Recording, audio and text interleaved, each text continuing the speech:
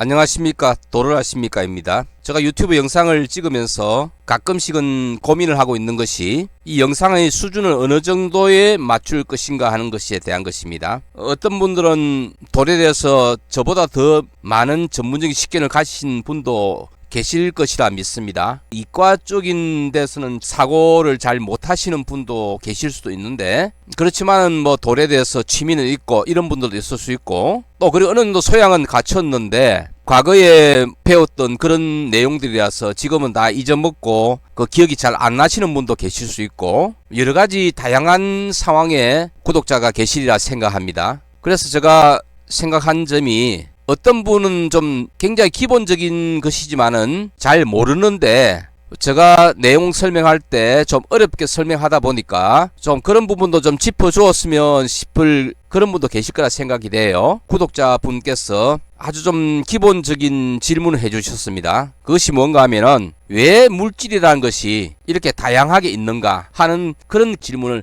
해주셨습니다. 그분의 설명을 접하면서 또 한편 다른 분들도 이런 근본적이나 기본적인 데 대한 어떤 의구심을 가질 수도 있겠구나 하는 생각도 들더라고요. 그래서 저는 돌 영상을 찍는 가끔 기본적인 것에 대해서도 한 번쯤은 짚어나가는 그런 시간을 가지겠습니다. 오늘은 그 첫 번째로 물질은 왜 이렇게 다양한가를 생각할 때 과연 그 물질이 무엇인가에 대해서부터 한번 짚어나가야 될 것 같아요. 그 물질에 대한 어떤 종류, 이것들 이런 이야기 많이 하죠. 수소라는 것도 있고 산소라는 것도 있고 금도 있죠. 이런 한 개 이것들이 다 물질이죠. 그 물질인데 이 물질 중에서 수소나 산소, 금 같은 이것은 굉장히 근본이 되는 물질들입니다. 즉 수소와 산소가 합해져 가지고 뭐가 됩니까? 물이 되죠. 자, 물이 되기 위해서는 수소가 있고 산소가 돼야 된다 소리는 물을 쪼개면 수소와 산소로 나누어진다는 이야기잖아요. 그러면 수소를 더 쪼갠다면은 어떤 물질이 나올까? 산소를 더 쪼갠다면 어떤 물질이 나올까? 이것도 한번 생각해 볼 수 있죠. 자, 수소는 아무리 쪼개어도 계속해서 수소로만 쪼개집니다. 산소도 마찬가지입니다. 산소가 많은 데서 하나하나 이렇게 나누어도 계속 산소로만 쪼개지고, 금도 마찬가지죠. 금도 계속해서 큰 덩어리를 반으로 자르고 또 반으로 자르고 계속 쪼개나가도 가장 최소 단위는 금이 됩니다. 이렇게 그 가장 최소 단위가 그 물질 자체인 경우, 이런 것들을 우리는 원소라 합니다. 그러니까 지금 이야기하고 있는 수소, 산소, 금은 원소로 된 물질인 거죠. 물은 원소로 된 물질이라 보다는 수소 원소와 산소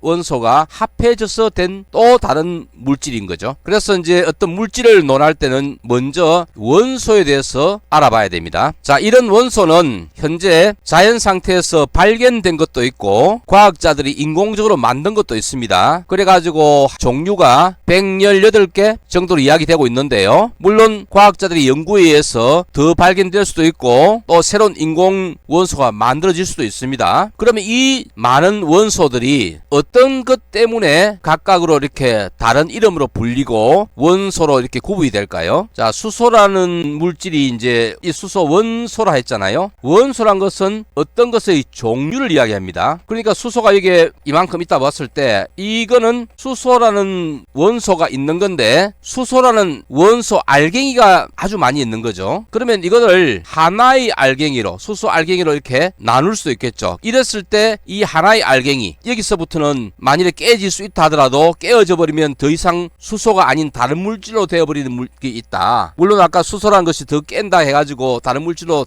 되지 않는다 얘기했지만 그것은 수소라는 성질을 가지는 상태에서는 더 이상 이제 안 쪼개지는 거예요. 하지만 이것을 더 쪼갤 수 있습니다. 쪼개가지고 다른 물질로 이렇게 쪼개버리면 그때부터는 수소가 아닌 거죠. 그러니까 수소 상태로서는 가장 작은 단위의 알갱이 한 개, 이 한 개를 수소 원자라 합니다. 원자. 그러니까 산소라는 것도 산소 알갱이 한 개로 되었을 이 마지막 순간 이 한 개를 산소 원자라겠죠. 그러니까 물질이란 것은 이 원소 상태의 물질은 가장 최소 단위가 원자입니다. 자, 여기서 이제 수소 원자하고 산소 원자란 것은 각 한 개의 알갱이긴 한데 뭔가가 다르겠죠. 되겠죠. 자, 뭔가가 다르기 때문에 수소라 부르고 산소라고 부르고 수소의 성질과 산소의 성질은 서로 다릅니다. 그리고 이 수소 원자를 아까 쪼갤 수가 있다고 이야기했는데요. 쪼개어버리면 쪼개어지기는 하는데 이때부터는 이 쪼개진 것이 더 이상 수소가 아니거든요. 그리고 수소라는 성질을 완전히 잃어버려요. 잃어버리는데 무엇으로 쪼개지느냐? 이것은 뭐 여러 가지 복잡하게 현대 과학자들이 밝히는 아주 근본적인 단위까지는 가지 말고 약간은 기본적인 알갱이 정도만 이야기한다면 이 수소 원자는 한 개의 전자라는 거하고 한 개의 양성자라는 거하고 한 개의 중성자라는 입자로서 나누어집니다. 다시 써보면요. 수소 원자 한 개를 더 잘게 부숴버리면 전자가 한 개 나오고 양성자가 한 개 나오고 중성자가 한 개 나오는데 이 전자와 양성자와 중성자는 각각의 다른 성질을 가지는 알갱이일 뿐이지 이것은 수소가 아니잖아요. 그래서 수소 원자 한 개 상태에서 더 작은 상태로 쪼개어버리는 순간 더 이상 수소가 아닙니다. 그리고 수소가 아닌 수소를 구성하고 있는 더 작은 알갱이인 전자, 양성자, 중성자로 나눠지는 거죠. 자, 여기서 전자는 전기를 띠는데 음전하를 띱니다. 음전기 마이너스죠. 양성자는 이름에서 보듯이 양전하를 띱니다. 양전하 또는 양전기 플러스가 되겠죠. 자, 중성자는 그럼 어떻겠습니까? 중성이죠. 그러니까 전기적으로 이것은 중성입니다. 그래서 이 수소 원자 한 개는 전자 한 개, 양성자 한 개가 각각 마이너스 전기 하나, 플러스 전기 하나 띄고 하니까 합하면 0이 되겠죠. 그리고 중성자는 자체적으로 전기가 중성이니까 그래서 수소 원자 자체는 전기적으로 중성입니다. 자, 그러면 수소 원자가 이 알갱이들이 어떻게 이제 분포가 되어 있겠느냐? 원자는 가운데에 핵 부분이 있습니다. 핵 안에 플러스 전기를 띤 양성자가 들어가고요. 그 다음 중성자는 뭐 중성이니까 뉴트론 해가지고 N으로 표시하겠습니다. 그리고 이 플러스를 띄니까 어딘가 마이너스 전기를 띠는 전자가 있겠죠. 근데 전자는 의외로 이 핵에서부터 멀리 떨어져 가지고 여기 비해서는 상당히 멀리 떨어졌답니다. 지금 요 정도가 될 정도가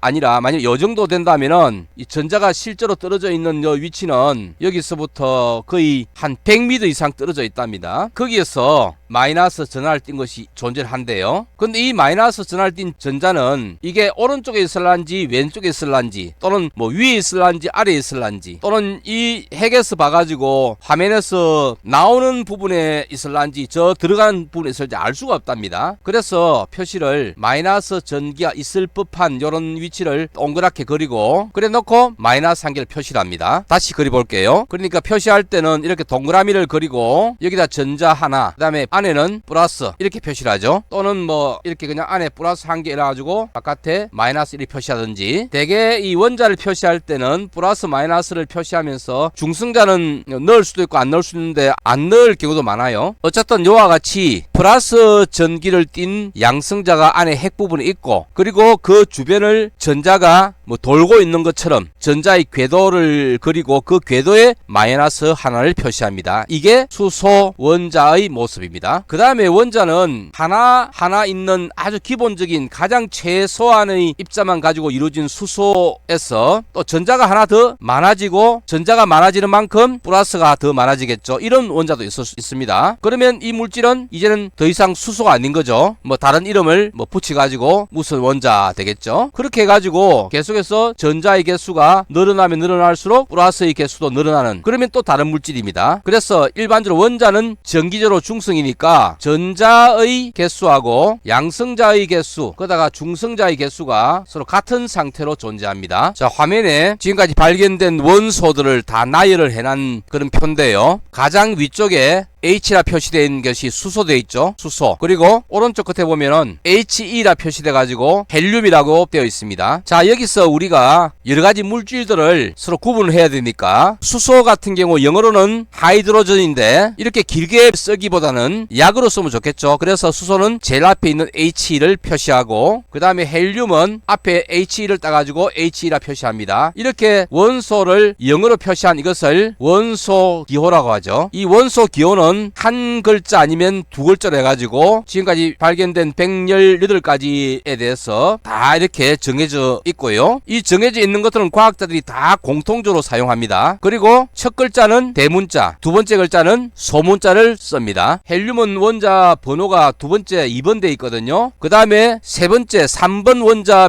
기호를 가진 것이 리튬입니다. 이 수소, 헬륨, 리튬을 가지고 그 원자의 구조를 설명드리고 오늘은 요 정도에서 내용을 마치겠습니다. 자, 수소는 원자 번호가 1번입니다. 여기서 원자 번호가 1번이라는 소리는 거기에 전자가 1개, 양성자가 1개, 중성자도 같은 개수로 있다는 소리입니다. 그 다음에 He, 이 헬륨이죠. 헬륨은 원자 번호가 2번입니다. 그러면 전자 2개, 양성자 2개, 중성자 2개겠죠. 앞으로 중성자는 더 이상 안 쓰겠습니다. 자, 3번 원소인 리튬은 원자 번호가 3번인데 전자가 3개, 양성자가 3개가 있습니다. 수소는 앞서 이야기한 대로 전자가 바깥에 1개가 돌고 있고 안에는 플러스가 1개가 있는 이 상태, 가장 기본적인 알갱이만 가지고 이루어진 것이 수소 원자의 모습입니다. 자, 수소에다가 하나의 양성자가 더 보태지고 전자가 1개가 더 있는 모습, 이것이 헬륨의 모습입니다. 그 다음에 리튬은 자, 헬륨에다가 양성자가 하나 더 포함되니까 안에 3개겠죠. 어떤 이유인지는